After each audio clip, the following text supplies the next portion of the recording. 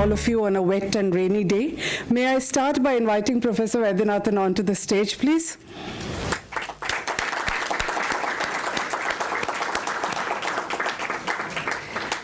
Today we have a very interesting subject, the coming global economic crisis. Will India go down?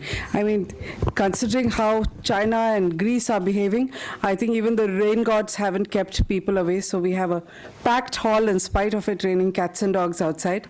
It is also our 250th seminar, so we are most honored to have Professor Vaidyanathan here again for the second time. So with this small beginning, I'm only going to request you to switch off your mobiles or put them on silent, and I'm going to ask Devashish Basu, who's my fellow trustee at Moneylife Foundation, to introduce Professor Vaidyanathan.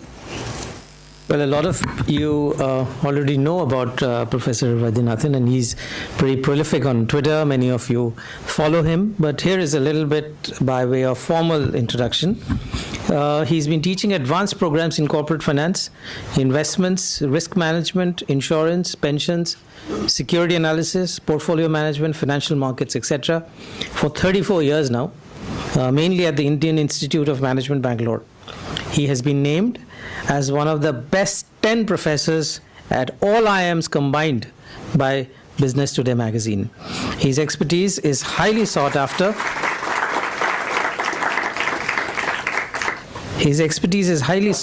And he's been a member of a large number of government committees, such as the Secondary Market Advisory Committee of SEBI, the Committee on Market Intelligence also of SEBI, IRDA Committee on Pension Schemes for the Unorganized Sector, High-Powered Group to Reform Employees Provident Fund Organization, Technical Advisory Committee on Money, Foreign Exchange and Government Securities Markets of the RBI, Standing Advisory Committee on Database of the Indian Economy also of the RBI, and Defaulters Committee of NSE. He was also a founding trustee of the National Pension System. Professor Vaidyanathan has published a large number of articles in India and abroad on corporate finance and capital markets. His recent book, India Uninc, about the unincorporated sector of the Indian economy, has made waves just a few months ago when it was published. We have made this book available to you at a huge discount of 40% just outside. If you would like, please do pick up a copy, and he's here to sign it, the author himself. Professor Vaidyanathan's next book is going to be a very interesting one, and we really look forward to it, which is Black Money and Tax Havens and India's Wealth Abroad.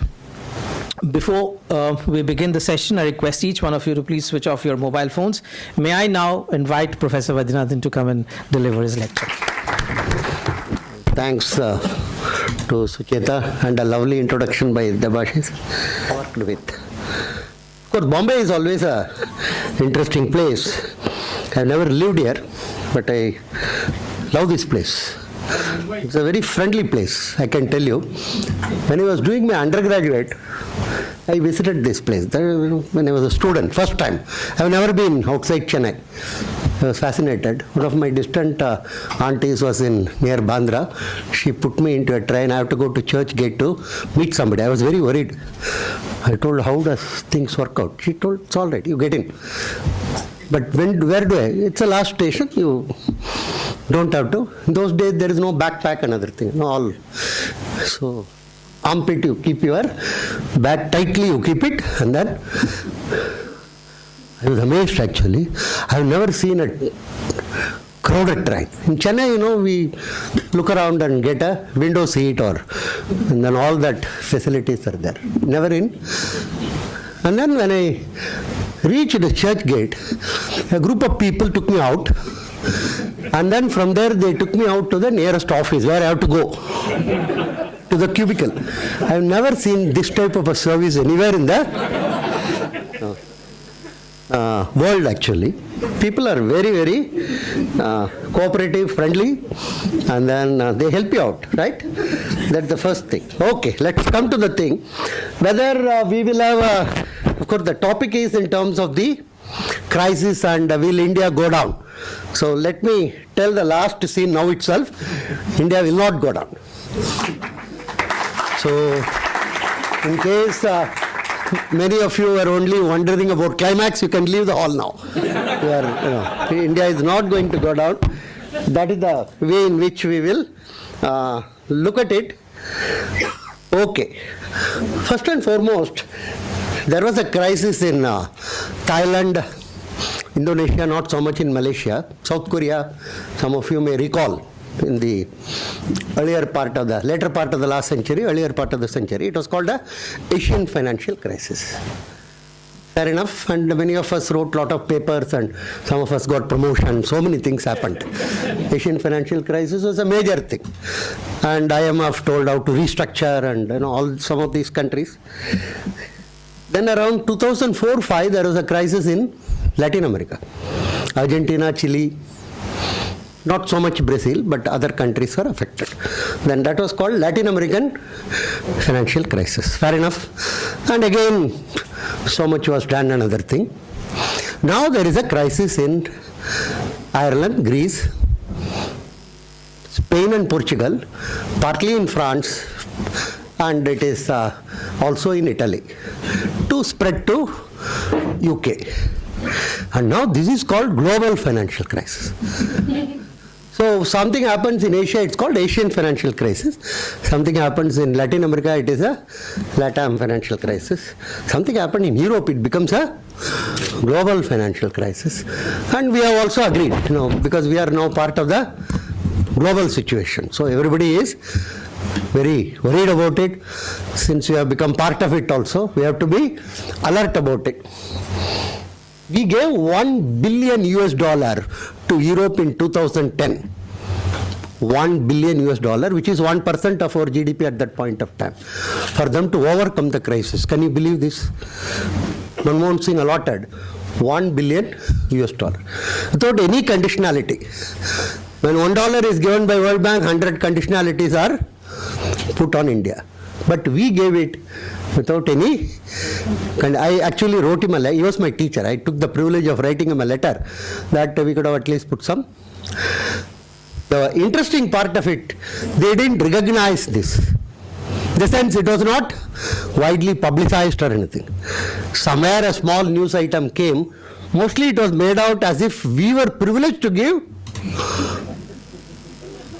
this money to them. Can you beat that? A beggar comes in the night and some extra chawal or rice or something is there, I give him. He says, sir, you are blessed. You are so privileged to give me this. The way they treated us.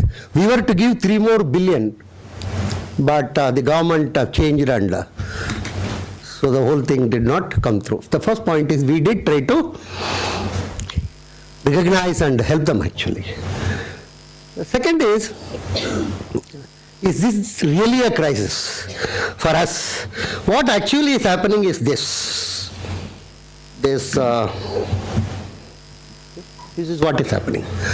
If you look at the global picture, somewhere in this is IMF data, somewhere in 1990, the G7, I think most of us would know about G7. Now it has become G20.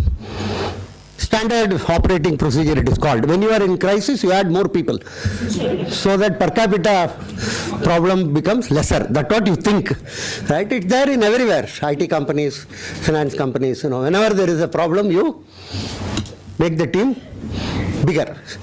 But let's focus on G7. They had 50 to 51% of the GDP, adjusted for purchasing power parity at that point of time. 1990 was not very far away, some 20-24 years.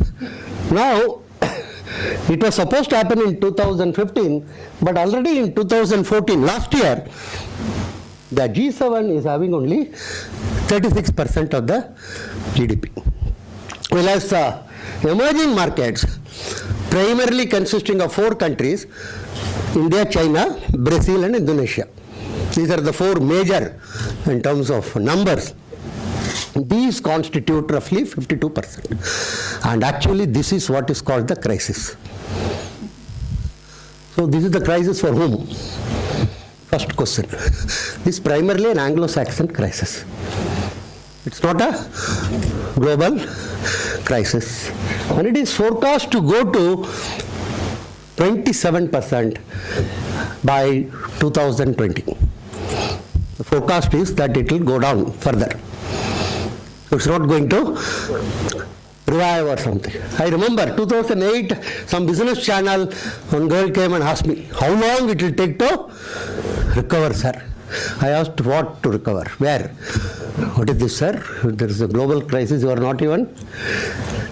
Oh, you are talking about this. How long it will take? I told 40 quarters it will take.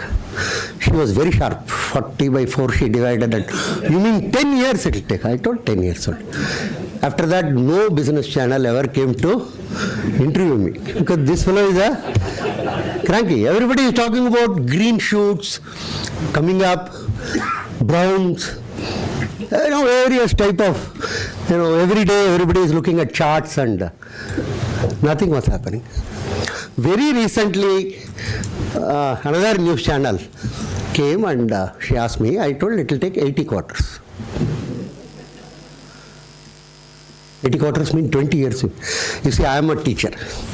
We normally don't say very bad things. Even if a student gets 5 out of 100, we say there is scope for improvement. I can't tell him you are a useless fellow or anything. Nowadays it is risky, I tell you. If I tell him useless fellow, he may take me to Human Rights Commission and other thing. That's our history. The other day, one boy was delayed in submitting his project. Earlier he was a good boy. So I casually asked him, why are you becoming lazy? He told, sir, don't call me lazy.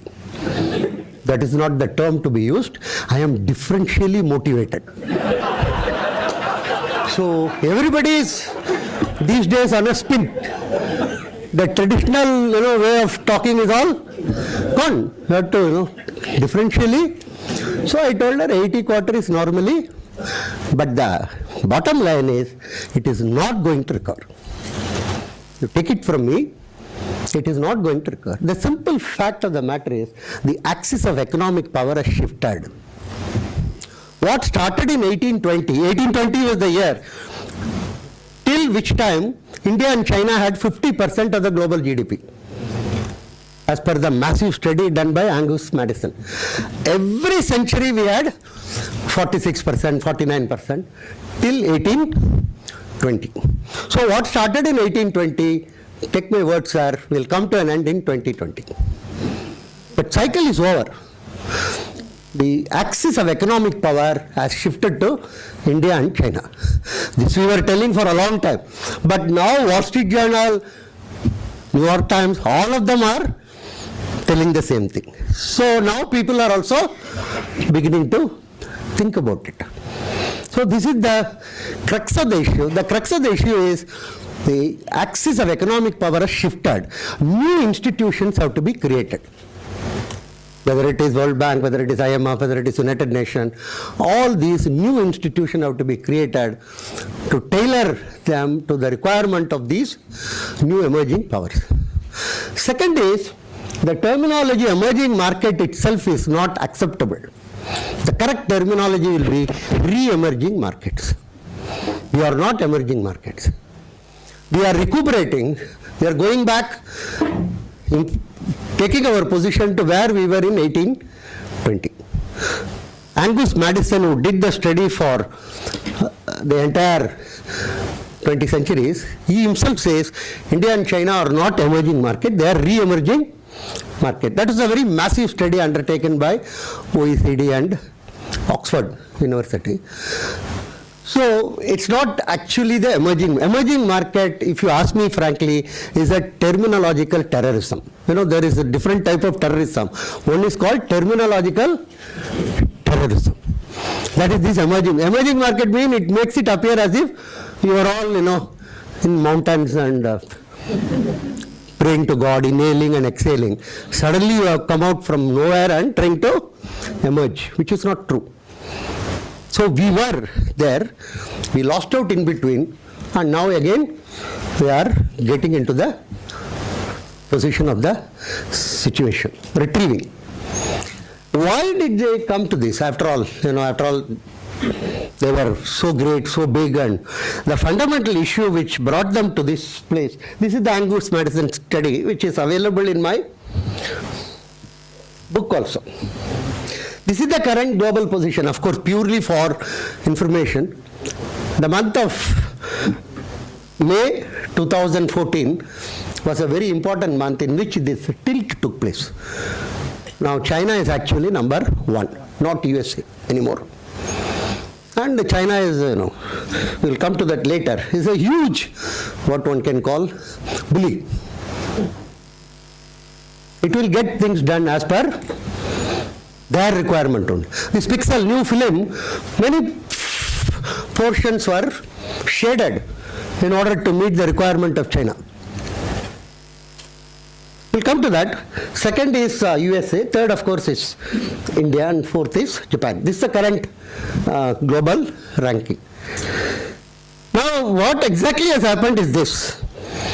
If you look at the overall debt position which has been accumulated in the last 20 years, not last year or year before or something, from 1980 it has been going on. It's reached like actually these data are all pertaining to January, February. Now it's much more actually. For instance, US is now more than 300%. And Britain is more than 520%. Our own Britain. I always call it our own Britain because sooner or later I tell you we have to run that country. They will hand it over to us. They simply cannot manage that place. We have to do it. It's our karma, like we did you. So you kindly take over and Japan is 540, like that, all of them. What is the implication of it? There are 3 types of debt, everyone knows. One is the government debt or sovereign debt. Other is the corporate. Third is the household debt. Right. And government debt, most of the countries don't have to worry. As long as you have access to something like our Nasik press, you print and then inflation may be there. Those are separate issues. You can sort out so it is always told government debt is not a issue. Sovereign debt, and it is not even rated in many places. The problem for Greece is it cannot print euro. And its own currency is not available to it. So that is their problem, not for most of the other countries. Second is corporate debt. Corporate debt everybody knows. It's given by the big bankers. And once the bank gives it, why should corporate worry about it? Suppose you borrow 60 lakh to get a flat somewhere. Every month you have to be discussing, how to meet the EMI, let's not spend too much, let's not go to films and all that. If I borrow 600 crore, who will be worried? Think about it. You will ring up my wife, how is professor, how is his health, and so if you borrow beyond a point, then the lender is the one who is worried about it. You should remember this, not the borrower. The banks are periodically telling we have to help Greece, we have to help Malaya. They are not helping anyone, they are helping themselves. That is their concern. Right? In India, of course, it is very common. Very large industries borrow, don't repay, and then it will devolve on the government. And then, did I borrow? Then there is a lot of complication. Is he a borrower? And then some people say, I do not know at all. I am not even aware of it. My own city, the gentleman is going around. You know that, right? Then is he a defaulter? Is he a willful defaulter? He is a standard. I can never understand this term, standard defaulter. What type of a defaulter will be? Is he setting a standard for others or? Anyhow, these are people, these are called, what you call, too big to jail. Not too big to fail. You cannot. So corporate debt, by and large, devolves on the banks. And then it goes to the state. US, we all know the history in 2008. Large portion of the corporate debt and bank debt finally were underwritten by the government of US. In spite of the fact they always advise everybody else not to do that. Right? The third debt is the most devastating debt, which is what is important for us to look at. This is the thing. This debt is not easy to deal with. This is the fundamental issue of all these countries. This debt consists of consumption debt, what is popular, credit card. An average US family has got 14 credit cards. The aggregate limit sanctioned to them was 13 trillion US dollars, when the US GDP was around 15 to 16 trillion. Now it has been brought down to 7.5 or 8 trillion. But still, the whole thing is based upon borrowing. What you may loosely call womb to tomb borrowing. Borrow for all purposes, borrow for all reasons. The second is the subprime mortgage on the house itself. $100,000 house, you take a mortgage, $60,000, you go and put it in the stock market. House become $150,000, you again borrow on the extra $50,000, go to the stock market. But it cannot be sustained. Sometime or other house prices fall, then correspondingly implicate. Third is the current, what is called the explosive one, education debt.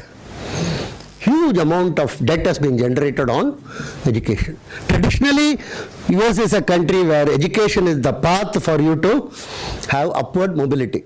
It used to be cheaper, it used to be easily accessible.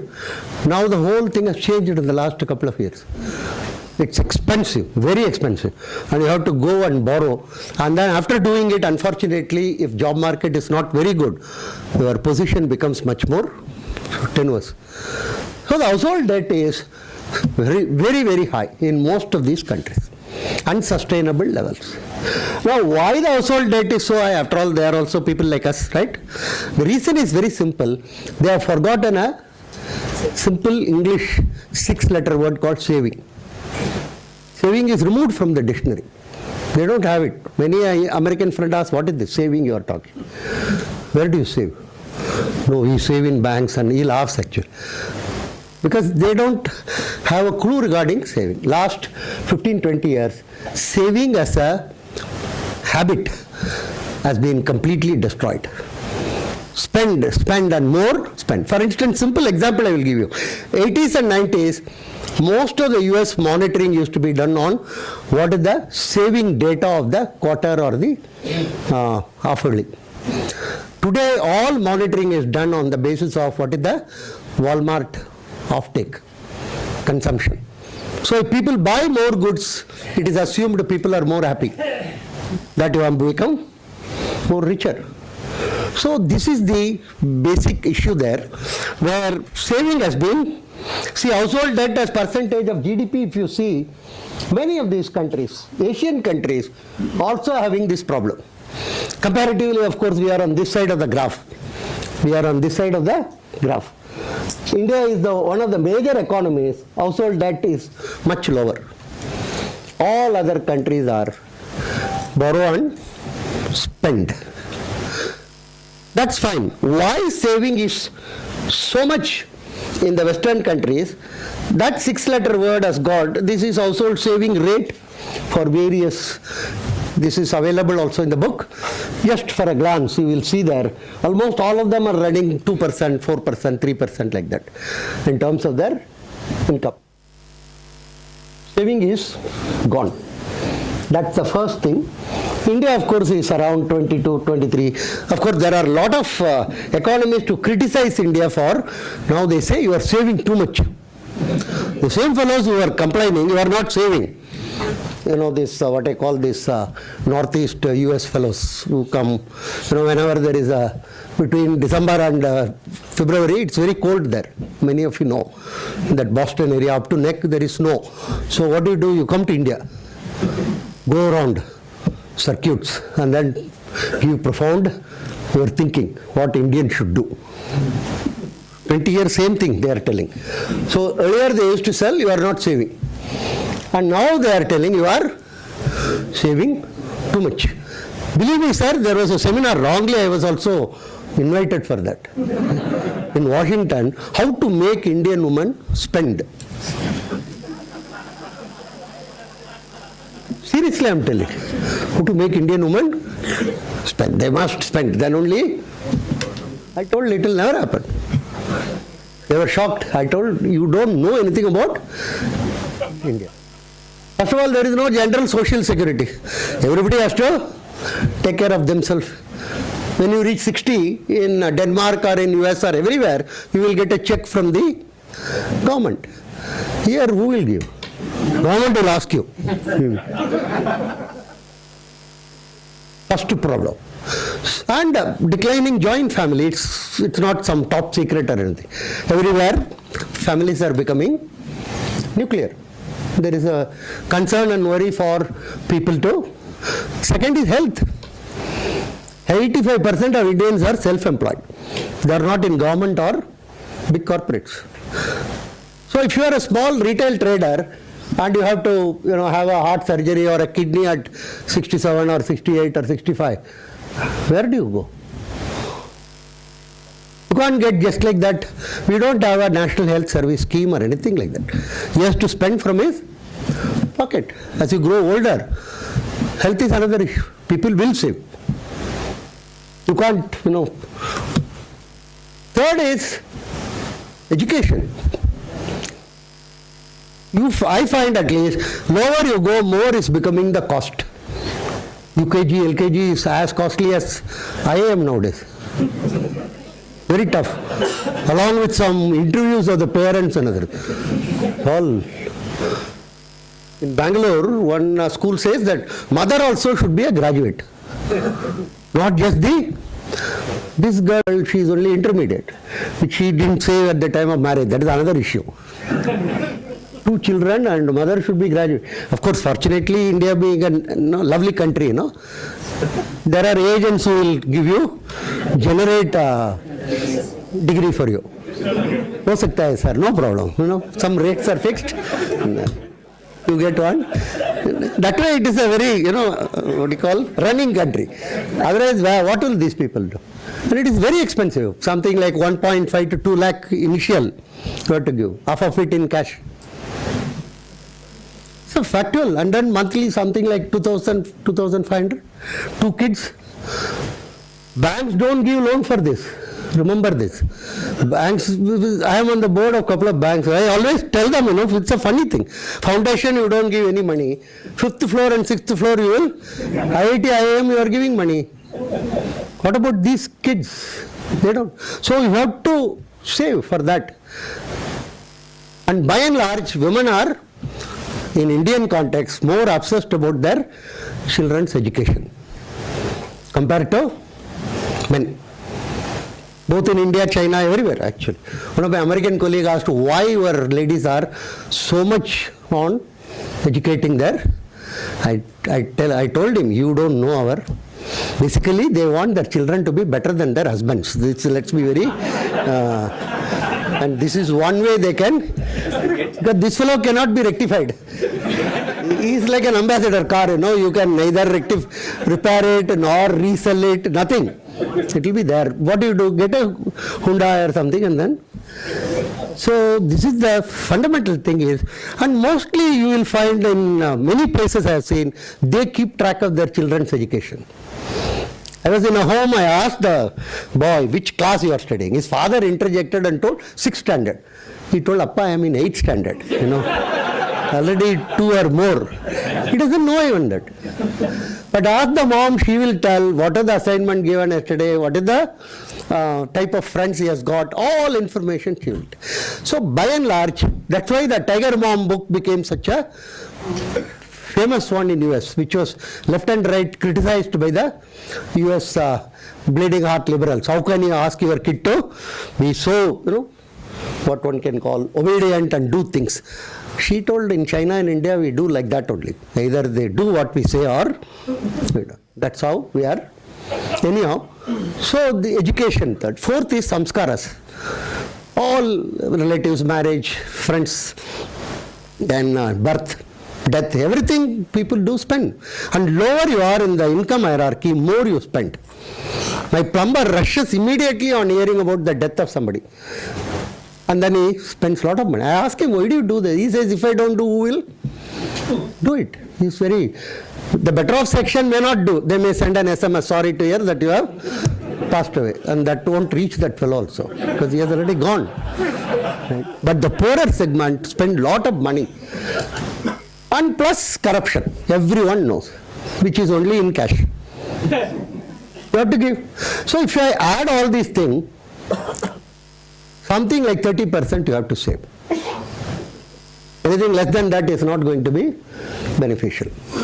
And that is how our households are saving, and they will continue to, because I don't see any of these changing in the near future. Any of these any of these parameters changing in the future. So this is the, coupled with that, there is another issue. Why saving is less? Family as an institution is in severe decline in G7. Very important. Family is in decline. That is another 6-letter word which is going away. Last year, under 30 actually, now actually it has increased. More than 50% of the birth is out of wedlock. Out of wedlock. What we used to call in those days, what is no more used to call bastards. Now the New York Times says this is new normal. New normal. Americans, you have to appreciate on one thing, terminology. They will invent something very quick, make you feel very comfortable. So this is called new normal. Among blacks it is severe actually. 73% of the children born are out of wedlock. You find lot of turmoil in several towns in US, mostly due to this. Single parent. Single parent is a bogus name. It is single mother, not single father. Single mother who is not able to handle the kids. Actually in UK there was a riot in 2011 or all the kids went on the street and rioted left and right. 2 days it was going on. I was in Manchester. I saw every shop was looted. TV shop, cell phone, mobile, then Oliver, dukans, everything. But one shop was untouched. That was a bookshop in Manchester. There was no UK young boy is interested in books anymore. Then they constituted a committee. British are very good at that. We only learned from them, right? They constituted a committee with the Archbishop of England also a member. That report is there in the Google. You must read that report, 35 pages. The first sentence is, sovereignty of the family is dead in United Kingdom. Family as an entity is no more there. Then later they say there are more households with television sets than with husbands. They are telling that. They say that is the primary problem of this current thing. Between 3 and 13, whether one likes it or not, all over the world, father is used as a controlling variable. At that age, it's told that, Appa will come, I will tell him, like that, some amount of order is brought in the child. That age he also believes that Appa is the controlling person in the family. As he grows, he knows who really controls the family. But at young age, that is lost in. So this is a huge amount. And another thing, every, bleeding heart in India, liberals are shouting about child marriage and other things. Huge amount of birth is taking place in US and other Western countries. What is the age? The age of 18, 19, sometime 14, 11, 12, all that. It's a very, nobody talks about it even. It's a massive, it's not even a child marriage. It is out of wedlock children. Huge amount of children are getting born to very young people who themselves are actually children. They are extraordinarily concerned about it. In UK by 2016, most of the thing will be out of wedlock. Denmark 52, Norway, everywhere you will find. Greece is one of the lower relatively. So family as an institution is gone. You are not shedding tears, but alternate institutions have not come. That is the problem. And people traditionally save for family. The propensity to save is relatively higher if there is a idea of a family. So if there is no family, why would you save? So saving rate is significantly lower. And this is the crux of the crisis faced by G7. Not anything else, not the bond yield, not the sort of a decline or this. This is the basic or root cause of the problem. And this doesn't seem to be getting sorted out anytime soon. Second is, associated with that, huge amount of unemployment has come. You know, they have guild, they call it, in many of these European countries. Maybe 12-14% only go to higher education. The entire remaining after school go to these, like our industry, ITI, we call them. You know, plumbing, fitter, carpenter, various type of. In the 70s and 80s, there used to be huge amount of demand compared to the availability of these institutions. Today, many of these institutions do not have kids. So, there is some massive unemployable kids are coming out. The reason is very simple. At that age, mostly you tend to choose your career based on family and other extended family and community pressure. I have interviewed for last 30 years hundreds of kids coming out of engineering to join management. Most of them will say, sir, I didn't want to join engineering at all. Then why did you join? So everybody in my family asked. Distant auntie will ring up from far away place in Himachal Pradesh to ask, you have not sat for JEE, you have not sat for CAT, and I have to respond. So just as a pressure point, otherwise I was not very enthusiastic, and the usual thing, you know, from the womb of my mother itself, I wanted to do management only, nothing. And then also at Bangalore, my institute, all that blah blah, you know, they have been trained by many of these. Anyhow, the point is, there is a huge amount of social pressure and community and family pressure which operate to you to choose something at that age. Unfortunately, that is gone. And that is one of the reasons. And you can find that actually the people, youth is 16 to 24 in these countries. That's very important. Unlike India where, you know, 46, 45 also is youth. Right? There it is rigorous definition. 16 to 24.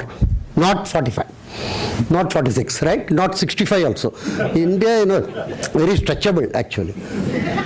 Before election, there was a big debate, I was also called, whether young leaders should be allowed by BJP compared to old leaders.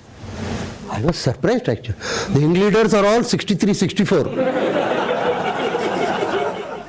I didn't understand at all what is the debate. Old mean 80, 90, which mean, you know, many of my students are yet to be born. You know, like, anyhow, our idea is slightly stretchable, but not theirs. Theirs is fixed. And you can see there, and why we are showing this is the most volatile group. This young unemployment compared to elderly unemployment. This is the most volatile group. And so what is happening there is, because of this, there is a huge amount of resentment against migrants. Throughout the 50s and 60s, Europe was welcoming migrants actually. Germany used to send people with band and, you know, people with, and then call Iraqi Kurds, you come and work in our country. Because that time, you know, it was, development was taking place. Bridges were getting built, skyscrapers were getting built and all that. Today, the same fellows have become villains. It's all over the world. Anywhere if there is an economic issue, immediately migrants are, whether it is Bombay or whether it is Delhi or whether it is US or everywhere, migrants are blamed. And coincidentally, large number of migrants in Europe also belong to the Islamic faith. So Europe is sitting on a tinder box. I won't give more than 3 years for Europe. Because they have another issue. Anyhow, Greek tragedy is this. They have to pay 8.5 billion, you know, all that is too many zeros. And every time one hand they give it, the European Commercial Bank, and on the other hand they take it away. That's all. The past ones are repaid. And 352 billion total debt, it's around 200%. It's a small country of 11 million. Maybe I think Greater Bombay, maybe more than 11 million. I don't know, right? Or your NCR, right? It's a very, very small country. They want the budget surplus to be 3%. Impossible. And the worst part is, every time they increase the VAT, people are not paying the taxes. People simply are. So they are telling the more tax we increase, less we get. Rates are more. People, parking fee is not paid. People park randomly and go away, and when the slip comes, nobody. So whole country is in such a mess actually. And very worst part of the story is huge amount of their budget, cutting pension and wages, take away 75% of the government spending. Government earns €1 and 0.75 of that is spent on salary and wages. Some temporary truce is arrived at. It's not going to help them. And mark my words, Spain is no different, Portugal is no different. Italy and France are in the same direction. So the unemployment rate coupled with anti-migrant is becoming anti-Islam. And all the countries, huge amount of right-wing forces are gaining ground. In France, Le Pen is waiting on the wings. She has got already 24% of the votes. She is completely anti-Europe, anti-migrant, anti-Muslim. Same thing in Holland, same thing in Denmark now. Of all the countries, even Sweden is having Sweden is known to be one of the most, what one can call, liberal. And then there is a crisis of huge number of people coming in boats. I'm sure all of you are reading about it. Massive number of people are moving in boats. Many of them get sunk. Europe has to, they are telling we have to evolve a policy too, and the average European is totally against this. Because the war is spreading in the southern flank of Europe. Look at, now it's spreading to Turkey from traditional areas of Iraq. Sooner or later it will spread to other places and Europe will be flooded with people. Europe cannot and do not want to accept these people. Their worry is very simple. They told there is no contagion. There is nothing called a Euro crisis. They're all bogus thing. And Spain is not Greece, declared the Spanish finance minister. Then what happened? Portugal is not Greece, it was told. Then it was told, Greece is not Ireland. Then they told Spain is neither Ireland nor Portugal. Ireland is not Greek territory declared. Neither Spain nor Portugal is Ireland. So everybody was. Then this fellow brought in Italy. Italy is not Spain, he told. By then Italy is Spain, Spain is Portugal, Portugal is Ireland. Nothing much to. This fellow, Spanish PM, he told in Brussels, Spain is not Uganda, which is uncalled for. Why bring Uganda into this, right? See the racial undertone of this, right? But one thing, whatever said and done, that Ugandan foreign minister got very upset. He took a plane. Next day he had the press conference in the same location. He told very clearly, Uganda does not want to be Spain. I don't think we would have done it. It's totally uncalled for. So all of them are in the same boat, same problem. Added to this, this problem is there. What is that? They are shrinking.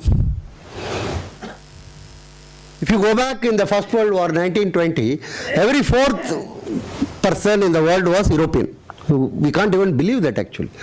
25% of world was Europeans. Today it is around 10 and it is expected to become 2 to 3% in another 25-30 years. Europe is simply disappearing from the map of the world. One good point, my grandson need not mug up Budapest is the capital of Hungary and all that, which I used to do in school. I always used to get confused. I thought Sweden was the capital of Norway. Teacher told, don't write like that, it is wrong. Then I wrote next time, Norway was the capital of Sweden. That time also I lost. There is nothing will come out of it. So that is gone.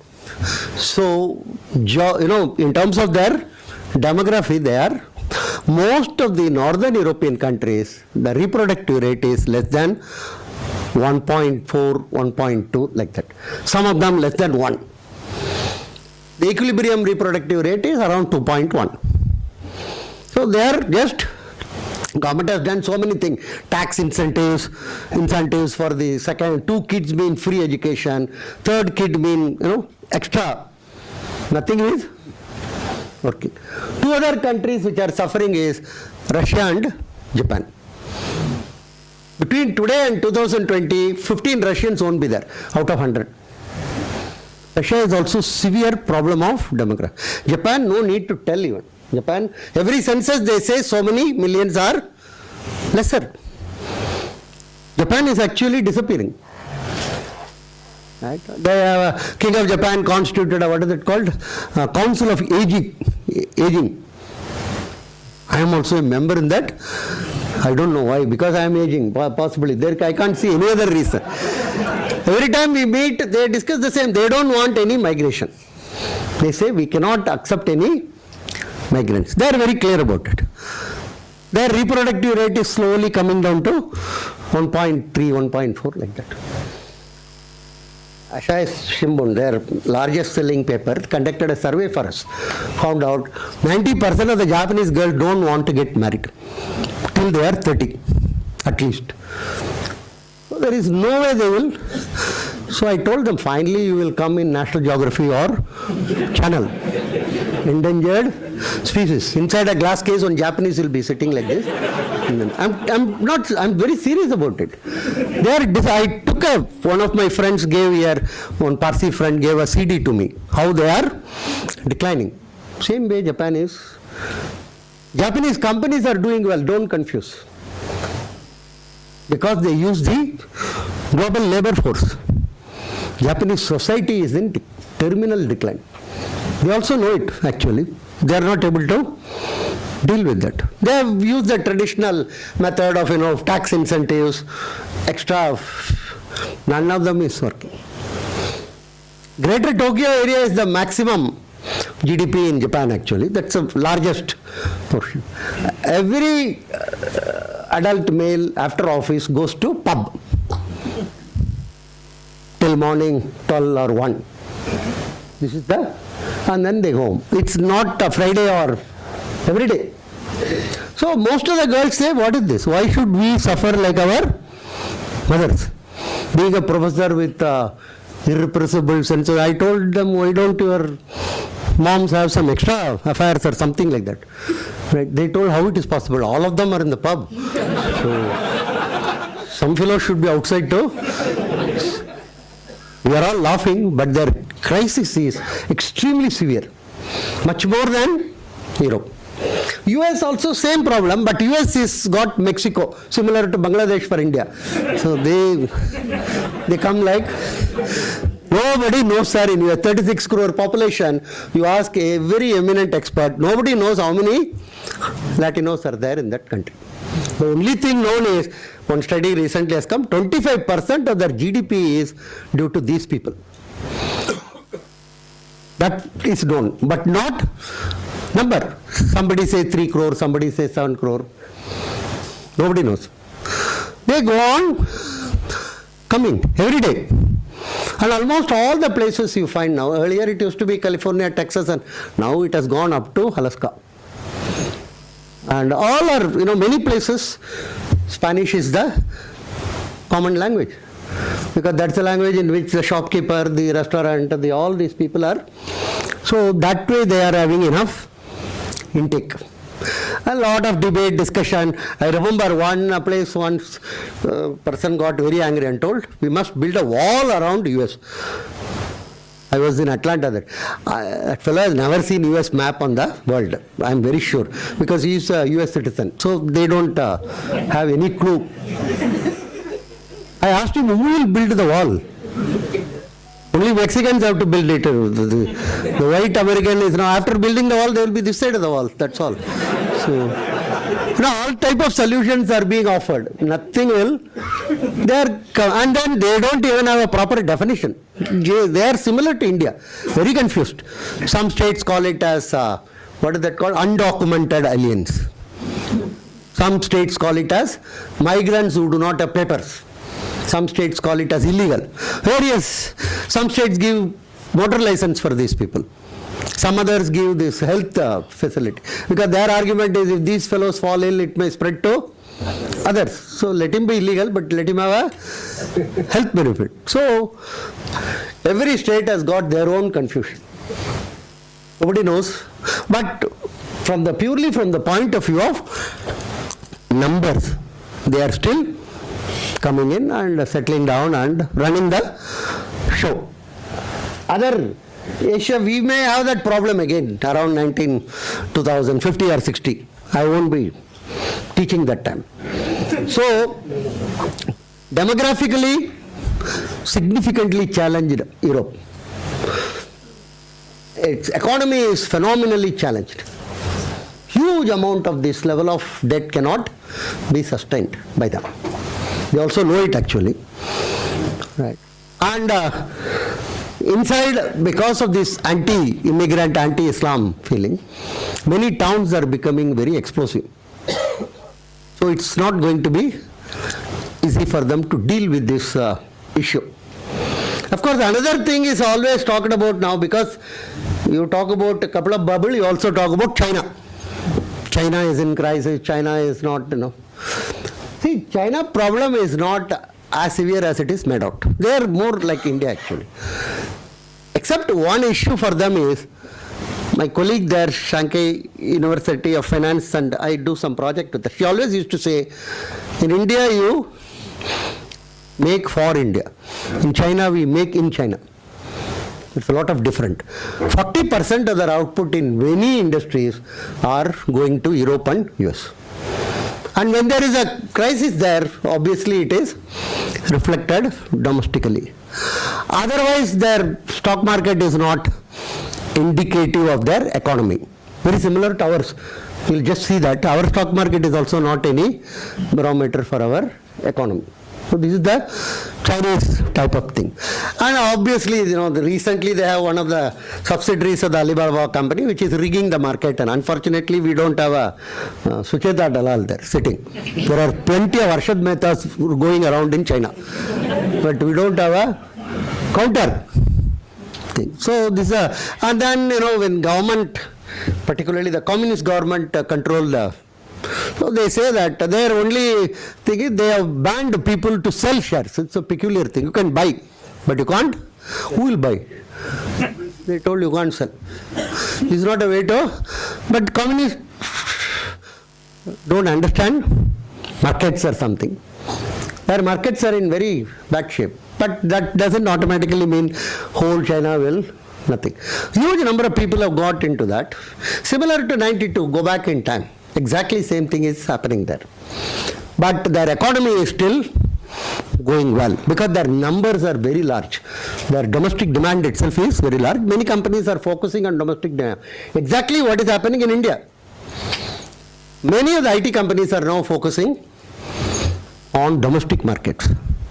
Ask, TCS is into passport, Infosys is for the income tax. So many, ESIC.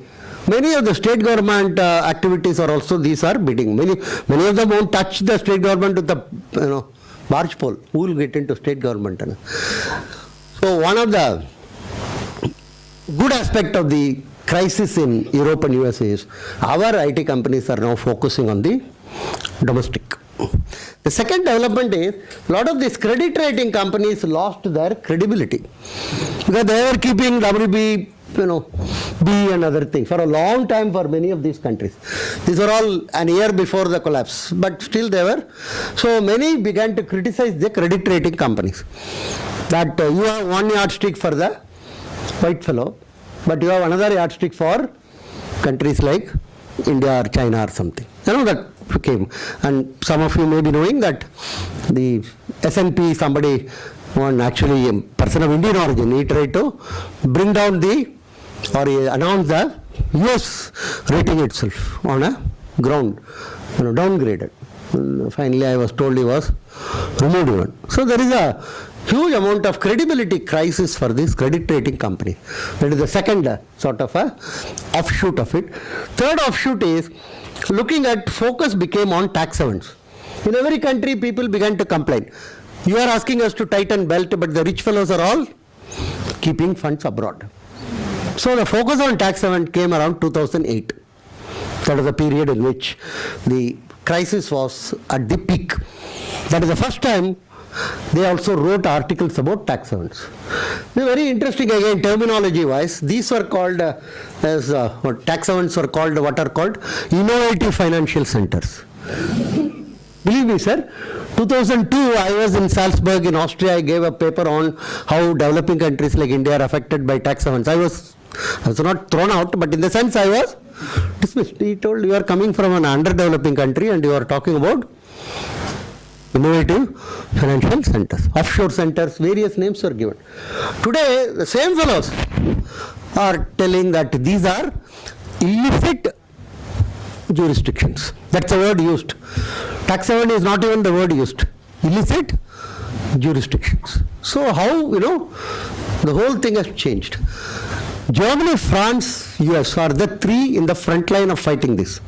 Germany and France are very aggressive in that, in terms of, because they found that huge amount of our people are keeping, and their middle class is very upset. Their papers are, everybody knows, but when the economic situation is no good, why allow these people to enjoy?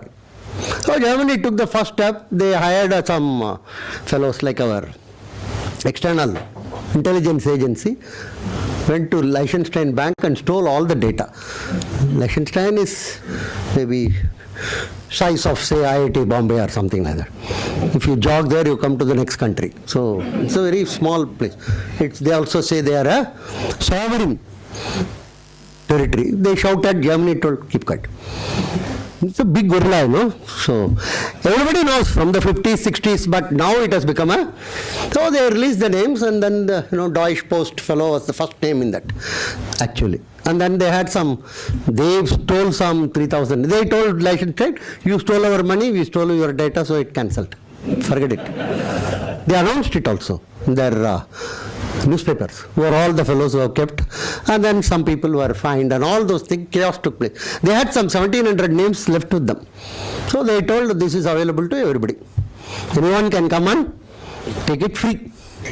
So fellows from Australia went, Sweden went, US went, everywhere. One country did not send anyone to collect that data. I think you know that, right? I was curious. Something is given free and Indians are not in the queue. You know how it is. That was my primary worry. I have been a global watcher on this. So I wrote a letter to that fellow, their finance minister, that I would like to take it. I'm here. They were very nice, actually. After a couple of weeks, I got a response from one of their deputy assistant, whatever it is. Sir, you are not a sovereign country. You can only give it a sovereign country. You are only a teacher. Sorry. So what next? I wrote articles in newspapers and sent all MPs, Rajya Sabha, Lok Sabha, one mail. Email. Now it is not like old days where you have to do all that. Email is, that's it. Why are we not collecting? Nothing wrong. That was around 2008, maybe later part. So that time, Advani used to be the opposition leader. Somehow he took interest in that and he became very, very enthusiastic. Something should be done about it. He took it in the parliament, another thing.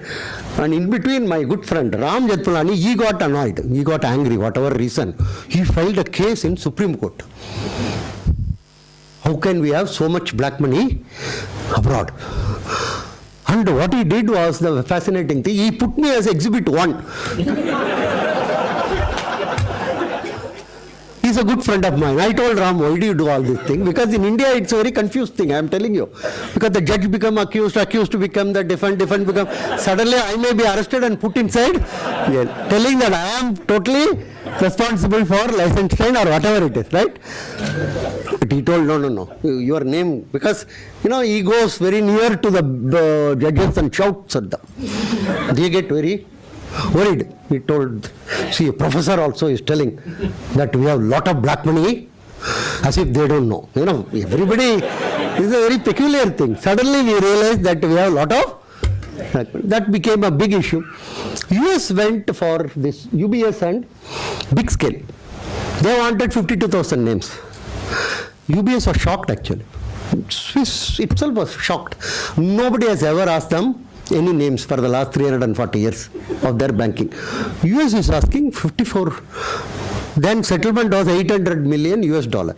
US IRS was not asking. US Department of Justice got into the play, which is much more severe than the IRS. So they paid $800 million and UBS thought that matter is, then US told, give me the names. What is this here? We have paid you 800 million and you are that 800 million for not revealing the name so far. But now you, it's going on. It's going on. They already, adjusted for something like 2,600 bigger names at least. And the problem in Swiss is they have to amend their constitution. See, Swiss constitution tells no financial service employee can ever talk about their customers, including in restaurants or pubs or anything.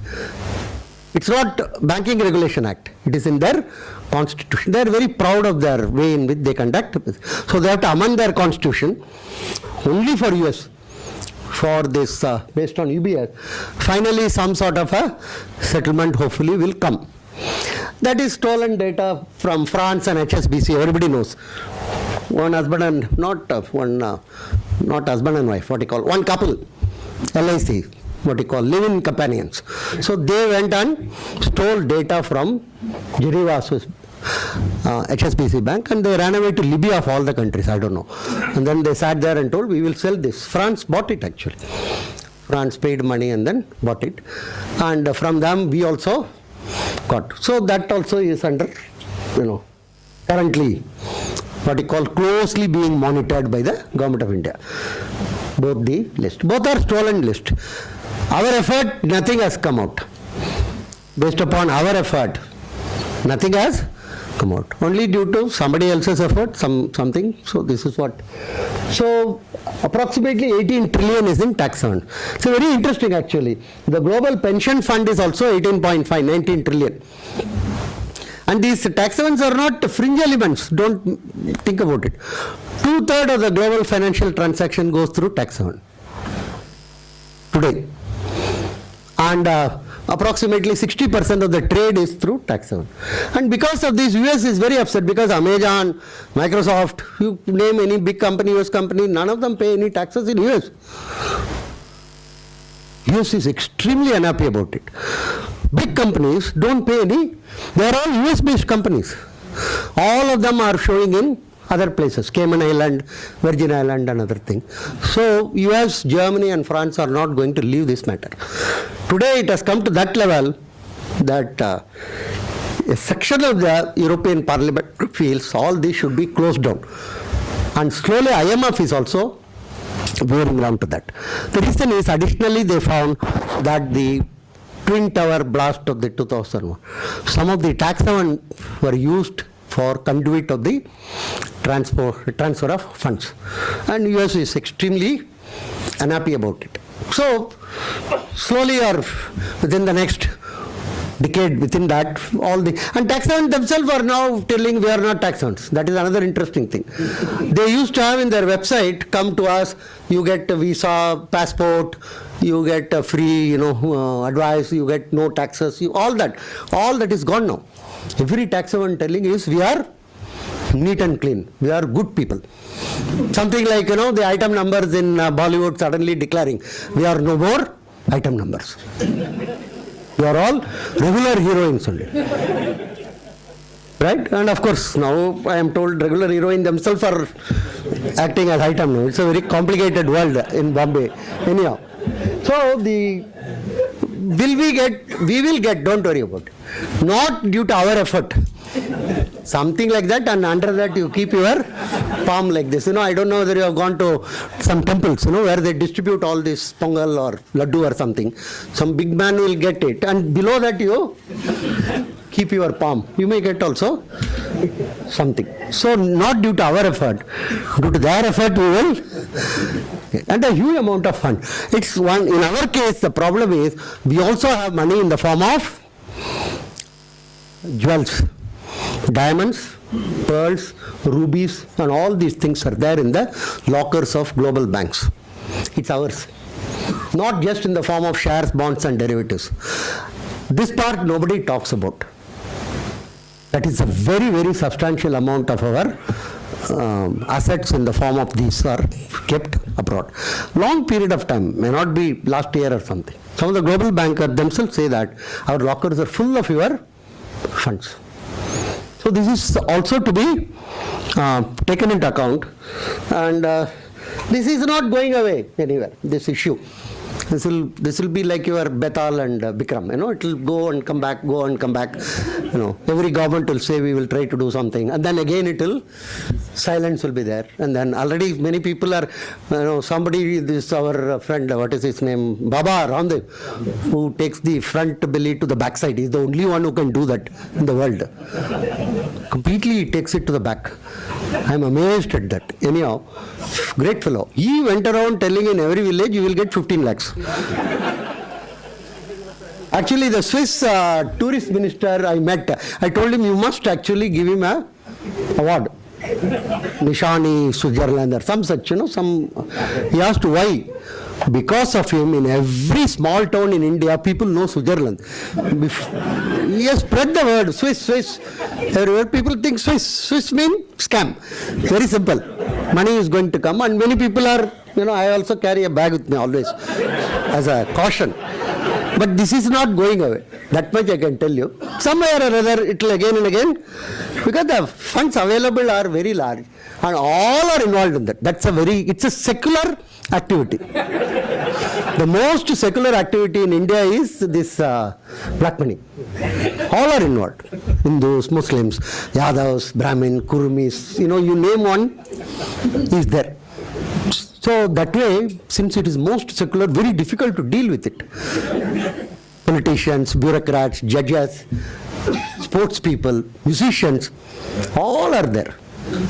So it's not, like XR, Y or anything. Anyhow, this is the third implication of it. Now, our own situation, if you want to look at it, ours is something like this, very roughly. Our agriculture is 17-18%, government, and partnership proprietorship is the largest chunk of our economy. And that is what is both in manufacturing as well as in services. So very large. So corporate is not very large. US actually, if you take, this is a share in NDP, US if you take, it's approximately 70%. And that's why they call these groups they call as unorganized. Which one? These partnership proprietorship. Unorganized means it gives an impression of being disorganized, which they are not actually. Which they are not. And sometimes they call it residual. We also call it residual. I can't figure out. 50% of the economy you can't call it as residual. 6%, 7%, right? But we just use the same terminology. This is services. Services today constitute 2/3 of our economy. Of course, services mean everybody immediately think of Narayan Murthy. Right? IT services. It's very important because I have to go back to Bangalore, remember that. So I don't want to belittle it, but its share is relatively very, very small. Of course, even Pakistan nowadays talks about IT service. I am very puzzled actually. Where from you are into IT? They say IT service or international terrorism. That is where we are operating. You are in one IT, we are in another IT. You export that, we export this, right? For both of it is cancelled out. Anyhow, services, these are the major services which we should remember. ITES is very important, but these are actually the big ones. Construction, retail and wholesale trade, all your transport fellows, and hotels, restaurants, other than railway, because railway is owned by the Government of India. In all these you will find the partnership proprietorship is the dominant form of ownership. 70 to 75% of the GDP comes from them actually. And ITES maybe approximately 5 to 6%, not more than that, share-wise. So these are very big one. And one interesting thing is all of them are growing at phenomenal rate. If you look at last decade, each of them is growing around 8 to 10% compounded annual growth rate. And they are actually mainly growing, not agriculture, not even manufacturing. This is the group which is growing very fast, and also this is the group where the so-called unorganized is there. Employment also, if you see, we mentioned about it, ours is roughly 85% is self-employed. And in US it is around 6 to 8% only. The whole structure of the economy is completely different. Whole structure is completely different. Only 15% is part of the central government, state government, municipalities, and then private corporate, big ones. Right? All others are on their own. Share market, of course, most often talked about barometers. No, it's only 8,000 shares are listed, sir. Half of it is not even quoted.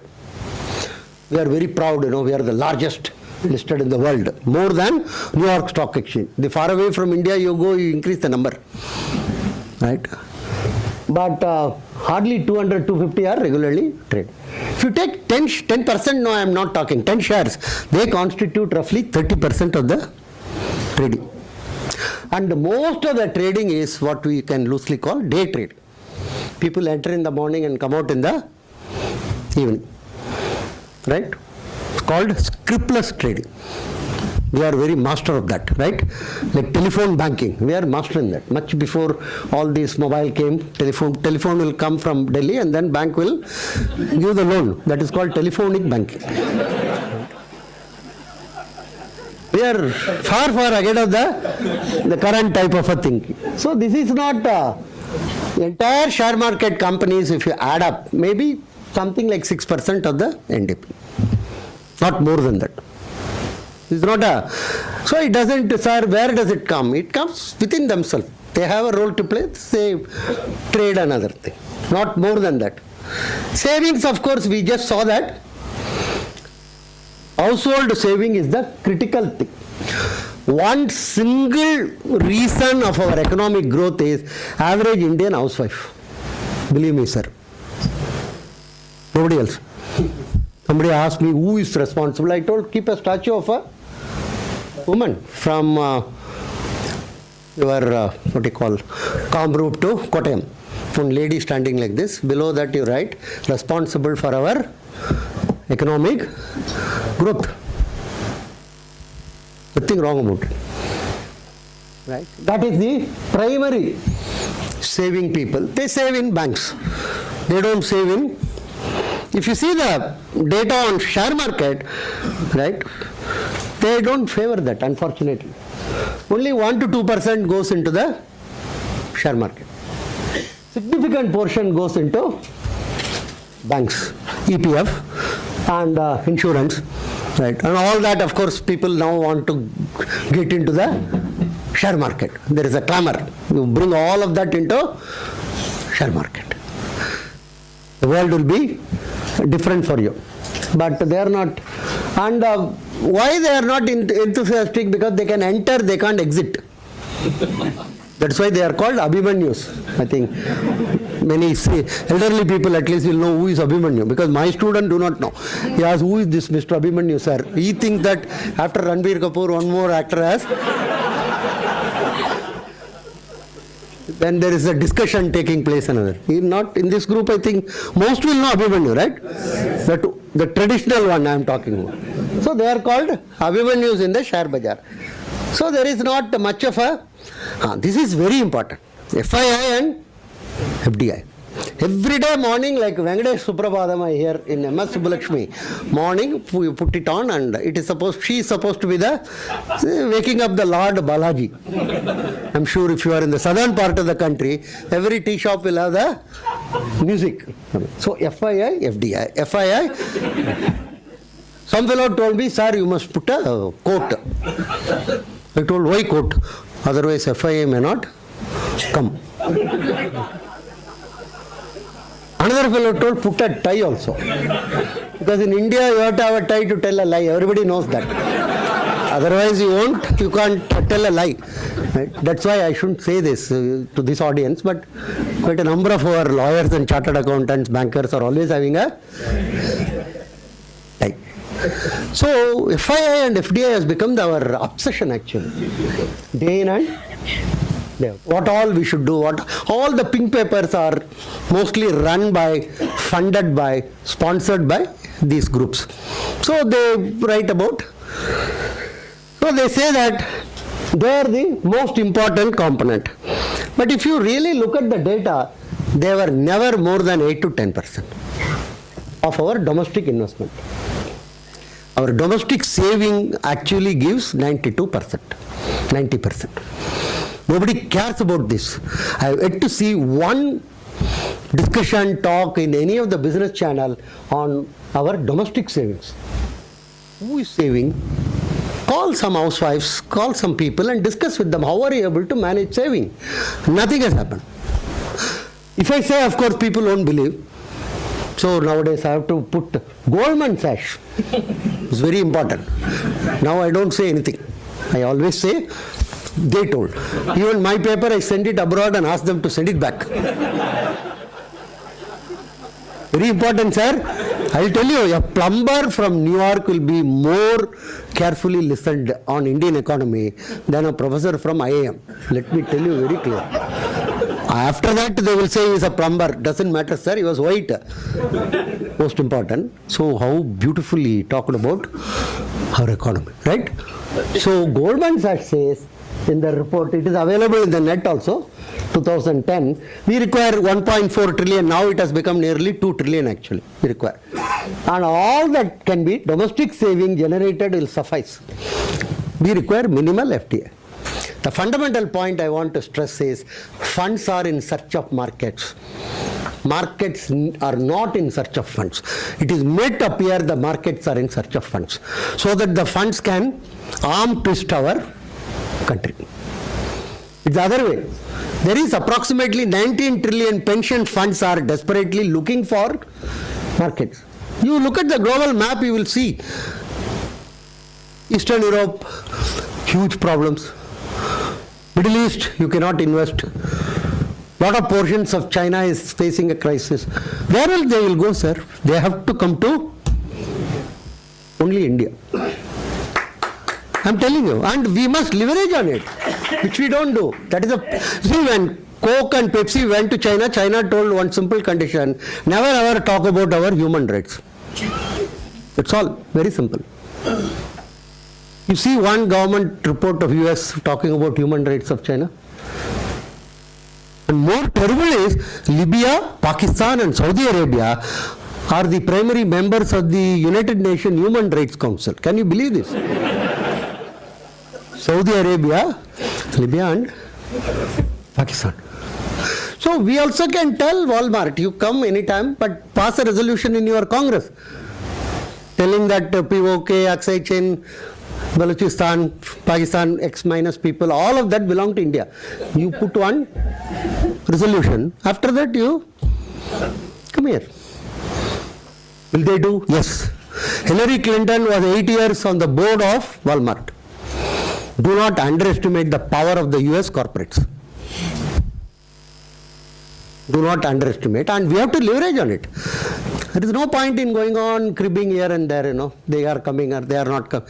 Let them come. You put very specific, explicit condition. They will be shocked, but it's okay. That's part of the process.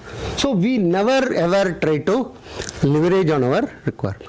Funds are desperately in search of market for the simple reason the longevity is very high in Europe and US, including Japan. At 60, they are living up to 84 today. That is their life expectancy. That means 24 years of pension returns have to be provided to these people by the pension funds. And where do they get good return today? You tell me. India, you get 8.5 easily by just keeping the money in the bank. Right? Your real adjusted return itself can be 4.5 to 5%. No problem. And they have to meet that challenge of providing returns to all these. Because the life expectancy has increased at 60, 1 point. Second is the living styles have also changed. Earlier, the definition was if you retire, you will have 2/3 of your working life in terms of comforts. If you have 3 TV, you will have 2 TV. But all that is changed now. Many people are getting married at 60. Whether you marry at 60 or 65, you are a newly married person. That's a problem. Because you have to again have a new refrigerator, new television, new home, new, all that to meet the requirement of the new wife. And that travel has become so large. Last year, 40% of the global travel was undertaken by elderly people. People who are, you go to Goa, in the past, in the 70s, there were all hippies, smoking pot and other things. Now you go, most of them are oldies, very old people. Maybe the same fellows have come back, God knows. Right? To check, what is happening in the, whether the place is okay or not, God knows. But the point is, the pension funds are in a major challenging position to earn. And I tell you, sir, the only place they can earn is India. And out of that 19 trillion, hardly even 1 trillion has not come from pension funds. So we can, we can get huge amount of funds. We don't have to be desperate. That is what is the important point. We don't have to offer any extra benefits or something to them. They will come. This is another big thing. Gold is unproductive. That we have all concluded. The fellow tells in the seminar and his wife is in the gold shop buying gold. Where is your wife, sir? She has gone. Actually, it happened. One additional secretary who gave a long talk on how gold is unproductive. His wife has all. 1/3 of the world gold output we buy. We have never ever leveraged on this. You see, if you are such a huge buyer of a product, what is the thing? You must be in a position to dictate terms. What is the strength of Walmart? For the simple reason they buy on a large scale. We have never ever done, because we have decided it is unproductive, so we won't do it. Between 62 and 93, we had banned the purchase of gold, but people never stopped buying gold.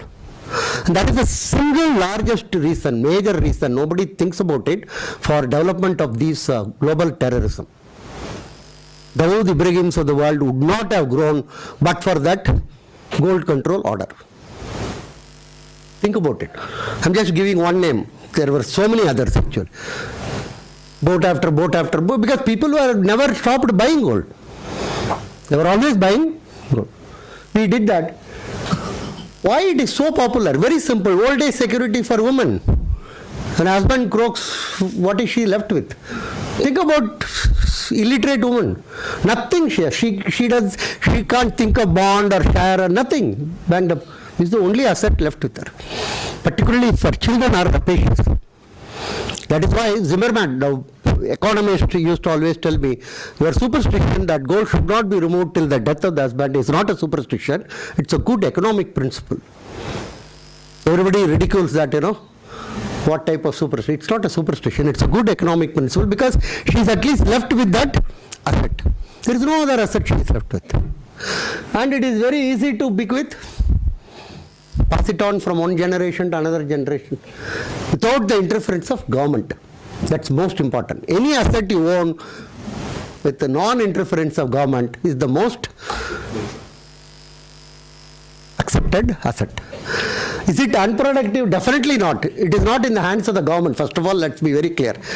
It's in the hands of households. By definition, if it is not with government, it is most productive. Simple thumb rule. Is it with government or? And it's a collateral in small business. People don't recognize this at all. It's a huge collateral in small business. There is no other collateral for them. If my flower vendor has got 2 bangles, I know going is good for her. If she has got 1 bangle, I know that something is difficult. No bangle means both of them have been mortgaged. And then it comes back again. When she measures, I know what is her business proposition. That is the major collateral. You go to, huge number of small shopkeepers, huge number of single truck operators, huge number of these small level vendors, restaurants. I'm not talking about, Taj or big type. I'm talking about roadside restaurant. All of them borrow using gold as a collateral. So it's estimatedly 8 lakh crore was our, banks met only 35 to 40%. I'm talking only about retail trade. Trade is more than manufacturing in India in terms of GDP share. Agriculture, then comes trade. And out of that, remaining from 60% comes from all these people. Checks, money lenders, microfinance, all these different categories. And most of them rely on gold. Otherwise, without collateral also, they give some time, depending upon the lender-borrower relationship. Interest rates are phenomenal actually in that market. That is something which we have to remember. Bank credit to small business, you will be shocked to know, in spite of our big discussion about inclusiveness and other thing, it is declining. Partnership, proprietorship used to have a share of 58% in 90. Now it is around 32% actually. So it's not, where do they go? They have to conduct their affairs and business. And corporate has gone up from 31 to 49%. That is something which is, so trade credit, as I told you, 60% comes, gold is the, so maybe some mechanism should be adopted to integrate the markets. Our markets are extremely differentiated, not integrated. For instance, RBI rates, every day morning big debate. What will Raghu do? As if, he is their younger brother or something. Big head. All this. Everybody has got their views on this. Fascinating India actually, People like, what is this called? Shobha, they has her view, whether interest rate should be reduced or not. And then Sagarika goes. So many, he says there is lack of economists. Plenty are coming up actually. Today I read somewhere he was telling we don't have good economy. But every anchor and every roadside fellow is a. So these rates, do they really matter? If you ask me, 20% will be affected by that, not more than that. Trade credit rate varies between 2 to 6% per month in India today. We are not talking about annual. Kindly note, smaller your size in activity, larger is the interest rate. Simple thumb rule in India. If you are very huge, your interest rates are relatively small. If you are a flower vendor, she might have to borrow at 0.5% per day or something. If you are a provision store fellow, he borrows around 2 to 6%. So, transmission of the noise is very, very poor. RBI may announce, 1% reduction or something. Right? Big corporates will love it actually. And they won't also pass it on. That is another thing. The small fellows are the ones who suffer. This is the taxes, of course. Everybody is talking about taxes. Global companies are unhappy about India. We will not come. We will not go. All that every day we read, right? This should not be there. That should not be there, right? See, the huge number of rich don't pay taxes because of the dividend tax exemption. Hundreds of arguments I have heard about it and other thing, but the fundamental point is they don't pay. Bangalore, I know many people who have 50 to 100 crore income. They don't pay any tax. 50 crore. Right? One argument will be, no, the company has paid double taxation, all this thing. So the most important thing I feel is white paper should be brought by Finance Ministry. First thing is I want to know how many are in this category of above 10 crore, above 50 crore. And what is the quantum which is not taxed? These type of information used to be available in, what is that called, All India Income Tax Statistics. There used to be a lovely book called AITTS. Nagpur Tax Academy used to bring it till 2000. The last issue was 2000. Because in 2000 they showed there are 10 doctors in Delhi earning more than 5 lakhs. So there was a huge hue and cry. Everybody told in my street itself there are 10 doctors. Obviously, because your coverage is, and they also told furniture sellers in Bombay, there are only 5 of them earning more than 5 lakhs. All this data. So the big debate, big thing, 2000, many of you may not even remember. So the government decided best way is to stop publishing such data. This is one way we tackle all these issues. It's a sad state of affairs. We must get back the AITs. My hunch is large number of MNCs don't pay proper taxes in India. Again, I want the data. Total taxes to be paid by the MNC. People say you can compute it from RBI, and why should I compute? Why don't you give it to me? I'm not asking name of the company, nothing. I don't want it. Totally how much are by the companies which are registered outside India. What is their taxable income? How much tax they are paying? I'm telling you, this will shock most of you. Again, that should be provided. Transparency is the least in Ministry of Finance today. And according to me, transparency is a good infectant for all the problem. You tell me how many doctors are in Bombay. If you say that 1,000 doctors are in Bombay earning more than 10 lakh, people will laugh at you. That itself will be a same thing about small towns. How many in Indore, how many in Trichy? We don't want any names. Simple data. They are not enthusiastic at all. Black money, we saw that. We don't have to go about it. Then PN, this is another major. In 2007, when I was very young and innocent, I'm still innocent, I wrote like this: PN section of investor is participating, is mystery wrapped in a puzzle, crammed inside a conundrum and delivered through a riddle. Even today it holds good. I don't understand at all why we should hang on to that. We don't, and the quantum has also come down. It's not required for us to do this round tripping permanently. We can be very transparent and come on here, enough is enough. So the SEBI has taken, of course, some actions already on the issue of offshore derivative instrument. Proportionately, it has come down actually. Recent number I was seeing, they were 50% in 2007 when I wrote that, but now it is around 10 to 12%. Total investment may be around 2.75 lakh crore. Of that, 1.78 may be in equity, right? So there is, you can always announce by April of 2016 we are going to stop this. It need not be tomorrow.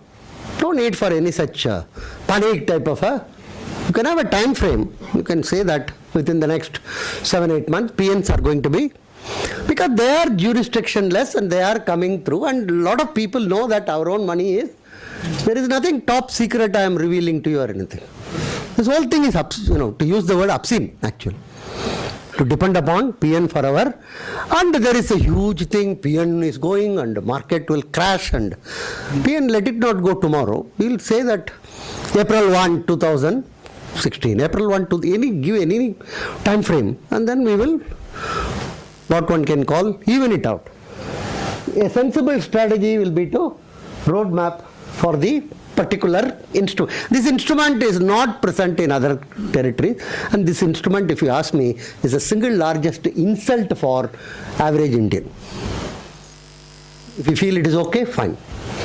Single largest insult for average Indian, who fills up 150 forms to open a bank account. Who are you? What is your dog's surname? What is your grandmother's date of birth? 102 information asked for is so much actually. And why the hell our own money coming back, black money, you can't ask information. We don't want it. This is not acceptable. Caste, of course, I would like to mention, this has been elaborated in the book. Everybody abuses caste. That's a very standard thing. If you don't abuse caste, you are not a progressive person. But if you look at 700 clusters, I have traveled to 90 of them physically. I have gone in dilapidated buses, and that time only I realized our small businesses use capital very efficiently. I was traveling between Dhanbad and Sindri in a shared taxi. Backside I was sitting. I didn't know who was, because the right of driver there were two fellows. Right side of driver, two fellows. I asked who is driving. That fellow told, chup, keep quiet. Don't ask any questions, right? And one fellow was getting up and sitting because the gear has to be.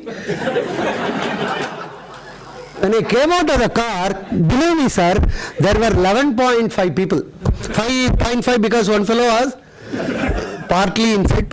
11 fellows in an ambassador car of share taxi, which is expected to carry only 3 plus 2. You tell me, are they not using capital efficiently? Think about it. Same thing, bus. Big board will be there, metal. 45 to sit. Driver, conductor. I have never seen any bus having 45. Anything above 90 to 100. Top, sideways, like Jesus Christ, many people. All our, my vegetable vendor comes in a two-wheeler, half a truckload of material she brings with her. I don't know how she manages. For the whole day, material she, two-wheeler. So this, first of all, this whole idea which is propagated by big business bodies, FICC, ICI, the small business are all inefficient usage of capital is absolutely bunkum. And that capital output ratio of 4, target, they multiply. There are very wizards and experts in India who will say that we require FII, FDI for 15%. Where from we get the number, I don't know. You may divide this telephone with the mobile number with pin code number and get one. Many are like that, sir, believe me. And they are called this business channel and 8.345%. Arey Baba, 8.32, how did you get? Arey, everybody is telling 10 and 12 and let me. Dangerous fellows, actually. So these, if you say Tirupur, Namak, hundreds of these places are there. Again, I don't want to. The World Development Report of World Bank, very important, 2002. You can see the page number is also given. They say one example is Gounders are solely responsible for growth of Tirupur exports. Every center, one caste cluster is operating. And they are driving in terms of credit, in terms of capital, in terms of acceptance of failure, all these things. Antwerp Diamond, globally, one small group, smallest of the small group, Palanpur Jains, they are called, very chota group. They control 75% of the diamond market in the world today. Earlier Jews used to control 70, others were 30. Today our Palanpur Jains are controlling 75. Wall Street Journal wrote a big article. First time Jews have been defeated in business without violence. By Palanpur Jains. You go to Amsterdam, many hotels there is a board, Jain meal. So, very interesting. Which you don't get in Ahmedabad or Bombay. Because there the population is full of these people, Gujaratis. So they are extremely well. West Coast, again, all the Patels, different, Kadua Patels or, there are groupings in that. Petrol pumps, and their target is next 5 years, the truck industry in US will be controlled by them. Believe me. Communities, there is nothing. So there is plenty of them available actually. If you ask me, some 10 to 20,000 fellows are there, minimum, in different activities. I'm telling all the PE funds, don't waste your time in this Nariman Point, this area. These are the ones which you can finance, you can invest, and some of their turnover is very large. Tirupur, I know people whose turnover is 1,500 crore, another thing. 2,000 crore. How many companies you can show me about turnover of 1,500 crore? This fellow is, many of the places very interesting, they are all 10th class or below. So education and entrepreneurship are inversely related. Very important. Sir, what do? I train people who will work under them. Very important. MBAs are employees. One fellow was coming in first class in Air France. I was in cattle class. So he was coming, Tirupur trader. So I somehow was discussing with him. He's only 6th class. He doesn't know. He was talking to me in Tamil. He doesn't know any other. I asked him, how do you manage? You don't know English and you are Thambi. He told me, Thambi, in France also people don't know English. It doesn't matter. He was coming from France, Paris. He told there also people don't know English. Why are you asking me? So it's a phenomenal amount of trading activity. This one, this I have not written there. In near Namakkal, actually, there is a drilling company. Not one, something like 20.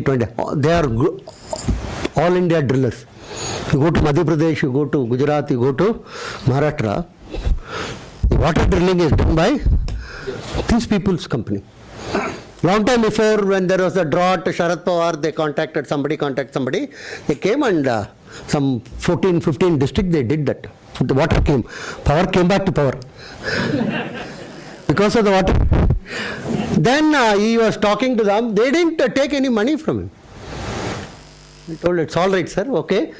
But one small thing you have to do. What? Spread the word in MP Rajasthan, and now they have the whole thing. You'll be very surprised actually. The labor is from obviously Orissa or Bangladesh. They will always say Bengal, West Bengal. Most of them are from Bangladesh. All over India today, the labor force is not local. At least in Tamil Nadu and Karnataka, the labor force is no more these people. The painter, fitter, carpenter, all these are from East. East and Northeast is getting into South. Because West is exhausted perhaps. North is also exhausted. So, right? It's a very huge. Again, when economic development activity is there, people want more migration. It doesn't matter. Because other fellows do it at 70% of the local fellows. So this is the. So this we have never ever leveraged. We have only abused. We have only abused them. Huge amount of clusters, and they are the main source of economic activity in our country. Okay, why did West fail? First they did was they nationalized the families, which doesn't work out. Nationalization of family, that means child care government will do, old age care government will do, health care government, everything they handed over to the government. Traditional role of a family was handed over to the respective governments, and that is what we are also trying to do now. We also want to hand it over to government. It won't work. Maa baap ka sarkar, cradle to grave. If you want, you can say mundan to masan. Everything government, immediately government has to take care of it. It doesn't work actually. Second is savings forgotten, and all of them are right based. Cockroach right, woman right, that right, this right. Everybody is. There is another 4-letter word called duty that has been gone from the dictionary. Nobody talks about. I am a very, very old-fashioned man. According to me, human beings don't have any rights. They have only duties. Who has rights? Animals have rights, plants have rights. Because they cannot speak, they cannot argue. Human beings don't have right. I will be hanged upside down, I am sure. But still I can, what is called the BBB will finish me off. BBB is that big bindi brigade, those who are, with more than 2-inch bindi, they will. But I stick to that. Relationship based, no more relationship based. Everything is rule based. Pre-nuptial contract, how to divide the property in case we get divorced before marriage. It's a very common thing there, actually. You take the TV, I'll take the fridge and all that thing. The whole thing is contract based. Everything is contract. Right? Contract between son and father, contract between husband and wife. It's a very So individual and state are in direct relation. It doesn't work out actually. Fundamentally, where lawyers and accountants flourish, system is decaying. Sorry to tell you, sir. Many will be in this group, right? Doctors also, I can add it now, the way things are going. You tell me a society where, sir, who is the highest earners? Lawyers, accountants. That society is in decay. Who should be the highest earner? Teachers, professors, sir. Come on. Give me a little small, right? Artists, dancers, musicians. If these people flourish, that society is in a much better shape. That is what I would like to. Then, of course, the last one is one size doesn't fit all. This whole thing is economic models are universal. Everybody is giving it up, actually. That is a myth, actually. Economic models are not universal. That is very. And US model fits it doesn't. US model doesn't fit US itself. Today, each society has to base on its culture and values. We have to evolve our own. So imported experts, imported model won't work. We have tried for last 60 years. Every one of our things were imported. Imported thinking, imported model, okay, whatever they are doing, it doesn't work out at all. Fortunately, our society doesn't listen to these experts. It works on its own. It's you be talking somewhere, solve it. We'll give you some extra food and we won't.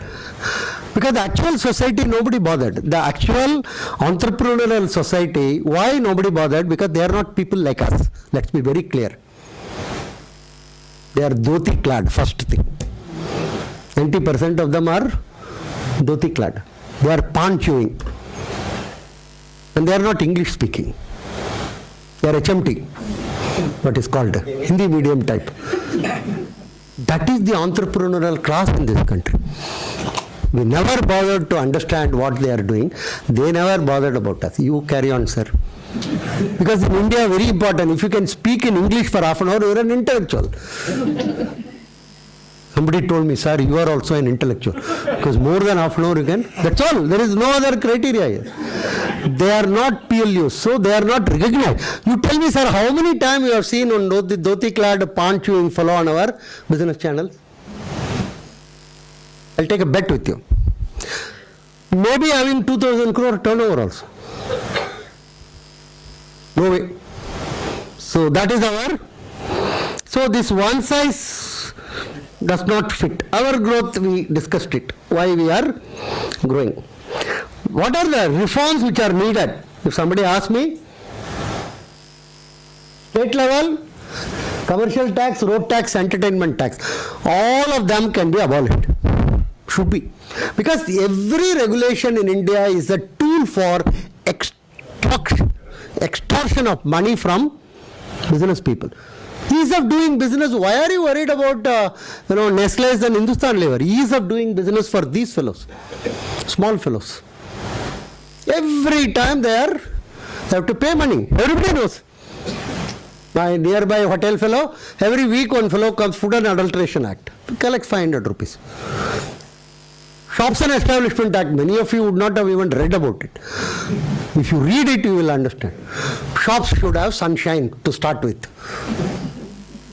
Sitting arrangement. Should not have rats.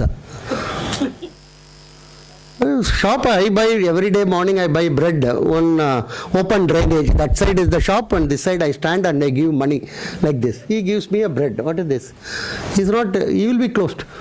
The minister in my state told all the shops in Karnataka will be closed. If you have to implement shops and establishment. I am sure the same will be here. Why do we have it? It's a source of extortion. So the inspector will go and say your shop has got rats, as if it's a new thing. If your shop doesn't have a rat, you should feel. Food and adulteration, same thing. That fellow will go and say fly is there in the dosa. He will say and then close you. Draconian powers. Draconian power. Nothing will happen. I asked how many people died. In a committee meeting, I asked how many people died in Bangalore eating in this. They told nobody died, but stomach ache can come even if you eat at home. It's not a big deal, right? So, sir, if you abolish, there will be. I told nothing. Nowadays, it is so much the social media. If there is a cockroach in the dosa, the girl will take a selfie of cockroach, dosa, and herself. Both. Mostly, you will not see the cockroach. You will see the girl and the dosa, or dosa and the cockroach and the girl, any which combination, and it will spread all over the world. Right? Who will go to the shop next day? In the era of social media, lot of these laws are not required, sir. There is public pressure will be so much. Nobody will. Maybe she might also do it as a fun, but still the hotel will be impacted. So a lot of this is terrible thing. Actually, there are 16 more laws. I have not listed. Credit unions give education loans at all levels, pre-KG to PhD. Make the parents responsible to pay it, or uncle, or whoever is coming, right, as a leverage caste association. If some caste want to create a bank, allow it, encourage it. And last but not least is, this Lutyens Delhi should be shrunk. Honey, I shrunk, Lutyens Delhi. How much? 8 ministries are enough. All humbugs. So many ministries, all the Stalin era, things. Government will give an award to somebody who is the best actor. Most joking thing in the whole world. Where do they do this, sir? Stalin time, it was introduced in Russia, that the government will recognize talent, which itself to me is a very absurd thing. Government and recognition and talent, they don't go in the same sentence. At that time he was abused. He was told, no, we must integrate, we must dance together. He told, no, I know my country, I know my economics. He did a good thing. He told, let's be adequately decoupled from these fellows. Not that we don't have any link or anything, but we are at a sort of a distance. So, FII and FDI we require. It's something like pickle for curd rice. Don't make it the primary dish. It's at that level we will deal with them. So, we will not be significantly affected unless we go and fall into the fire, like moth into the fire. If we keep quiet, funds will come to us. Our investment, our market is so large. I don't understand at all why. Even these fellows, I have been advising some of the companies who have borrowed in ECP and other thing, quietly tell them we cannot repay. When Greece can tell, why not we also? Country itself can say 1 or 2. So nothing will happen to us. We are strong. Only thing is we have to internalize the fact that we are strong. I'll end with a very fascinating quotation from the London Economist, which normally doesn't speak well of India, by and large. 2013 they wrote actually, India can become a global power. No doubt about it. Next sentence was, but does India want to be one? Whether India would like to be one, that is the issue now. So it's for us to decide where would we stand, right? So with that I would close my talk. You can go home with a sense that we are not going to crash or anything, right? Yes. Just one question first. Yeah. I loved your talk.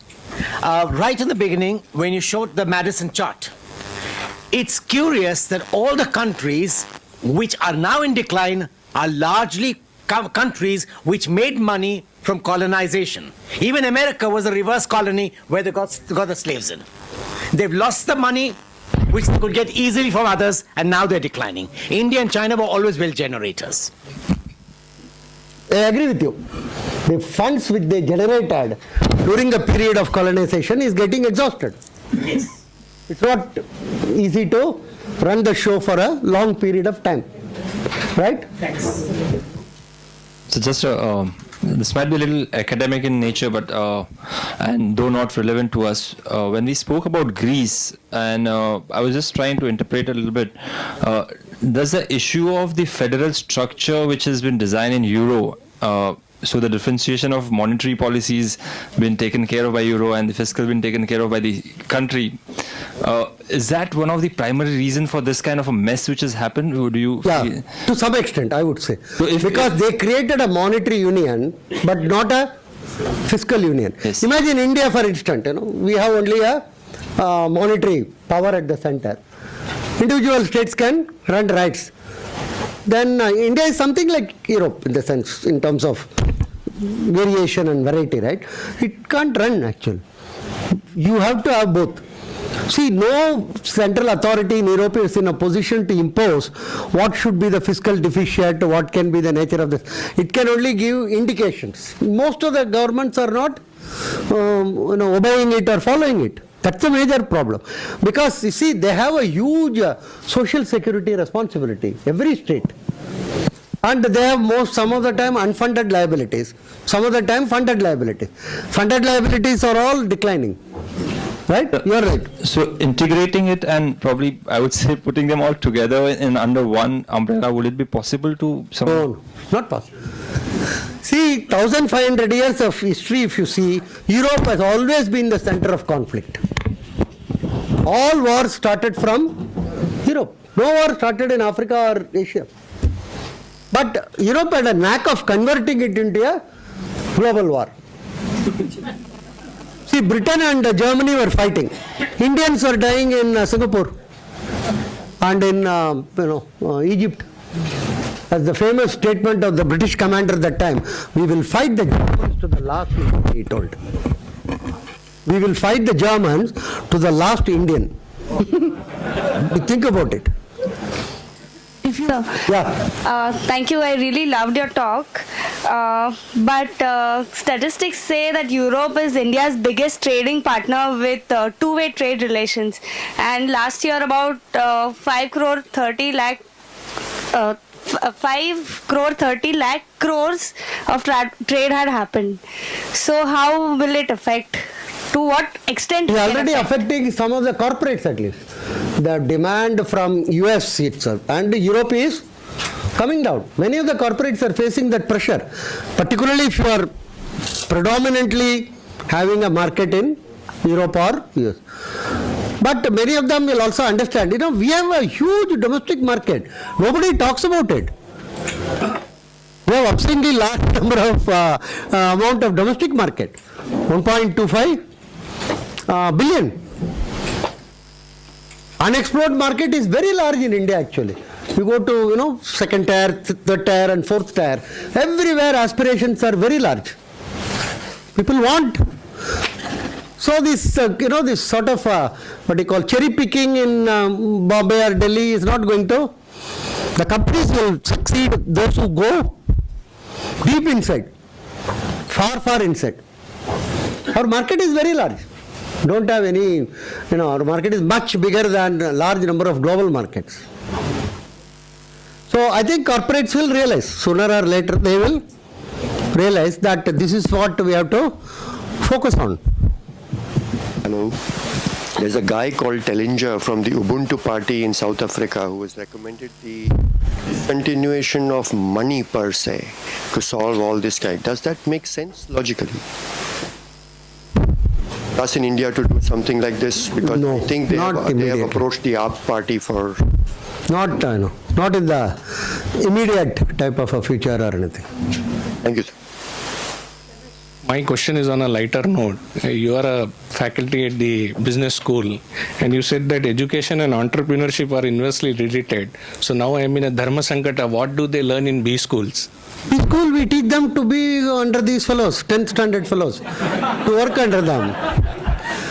Very simple. Also same case. Huh? I do not know much about the economy, but from what you said about these European countries, Spain, Greece, and all those, do you think one fine day you will shrunk and finish it off? Yeah? What should I do with my euros? No, you visit them now itself. before they all disappear, right? Yeah. You spoke about the banks and the different methods that you can take to tackle the problem. That many people don't have bank accounts and they don't invest in banks. So what can be done to improve their condition? What do you have to say about those people? You have to, the only way is to have a mechanism by which you have to integrate into the market. That's the only thing you can do. Not necessarily bank, it can be non-bank, it can be chits, any place. As long as there is, you bring them into part of organized markets. That's the only way you can. Professor, it was a very insightful lecture come presentation over the last couple of hours. I'm just focused more on the last few slides that you had on the way forward for us as to what should we be doing as a country. I'm here.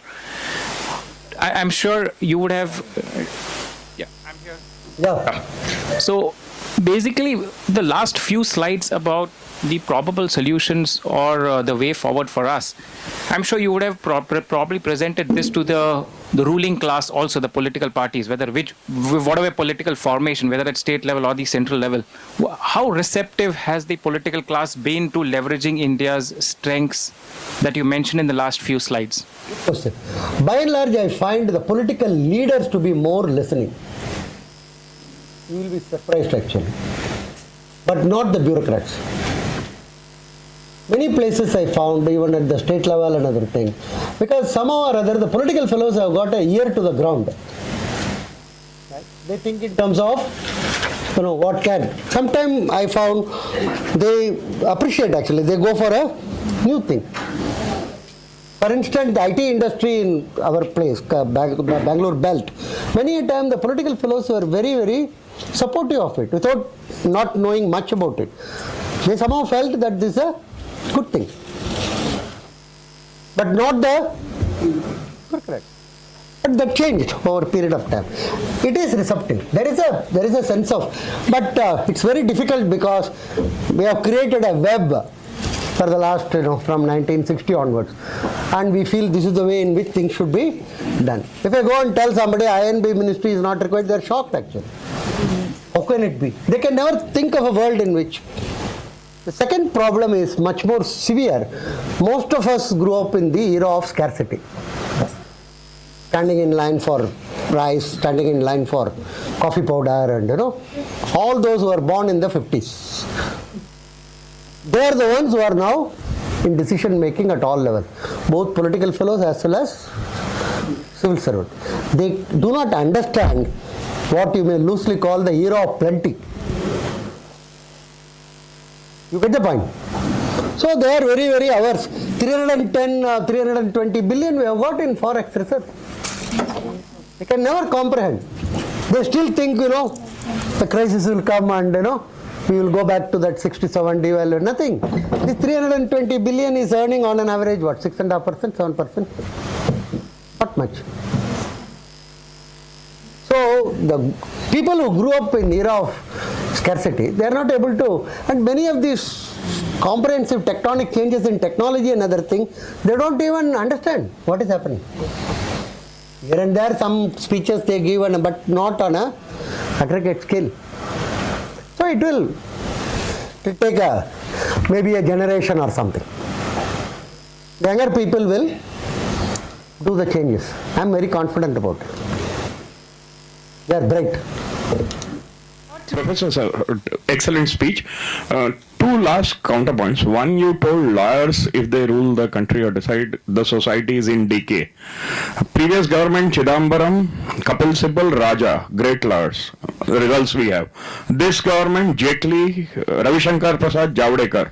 Great challenge. That's one. Second, in education, we are talking about great things. We had Ashok Khemka here speaking a few years back, and that gentleman talked about Haryana education. I don't know which word he used. Khardus karega kya he told. Right from minister to the down the line primary school teacher, the sort of if you want to be a teacher, you have to pay there. So how do you address India as a challenge? I mean, all beautifully written, but there are, I would say, highly developed country with lot of challenges internally. Simple, sir. The less and less government gets involved in many activities, more and more things will on their own stabilize. Initial stages, of course, racketeers will be there, crony capitalists and this and that. But it will phase out. I'm telling you, a lot of engineering colleges got started in Tamil Nadu, Karnataka. Many of them are closing down. Many of them don't have their numbers for the departments. It's not due to any government thing. It is a word of mouth. The children say, don't join in that college. The lecturer doesn't know anything. Name only is electronic. So out of 143 Arjun Singh sanctioned and others, some 40-50 are, some departments are closed. So you get the point. So you have to, because see, we have been so much conditioned to government doing things. Government, I always tell some educationists, you put a big board telling not recognized by Government of India, nor recognized by Government of Maharashtra, will never be recognized by a government. What is there? Then you have quality, you give certificate or whatever name you give, you don't give degree or something. Doesn't really. That will come. Still, less the government, we also depend on much better. Education is a mess, is not some top secret or anything. Yesterday 3,000 teachers have resigned in Bihar because all of them have got bogus certificates. Bar Council chief says 30% of the lawyers practicing in India are having forged certificate. 30%. I don't know how many of them are judges.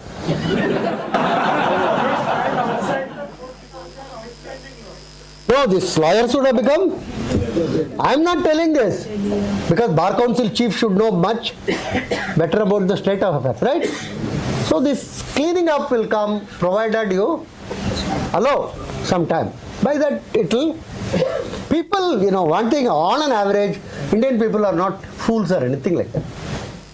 They know where to, whether it is schools, whether it is colleges, whether it is hospitals, allow. Some bogus will be there, some failure will be, but after some time equilibrium will come. People will choose.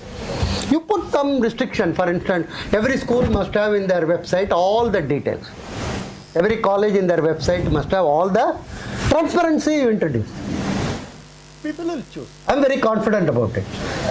Who is the government to say that this engineering college is good, that engineering? That itself is, because it would have been, somebody would have paid some money to get a, on that basis students won't join. So the transition is not very easy because there will be a lot of crooks in the private, but that will get weeded out. We have to wait. And because of the crooks, immediately you should not conclude, let us go back to the, no. Government is not a solution. Let's be very, very clear. Government is a problem. That is a famous statement of Ronald Reagan actually. If somebody comes and tells you government is a solution, you are sunk. If you believe that. So transition will be very difficult. I totally agree with you.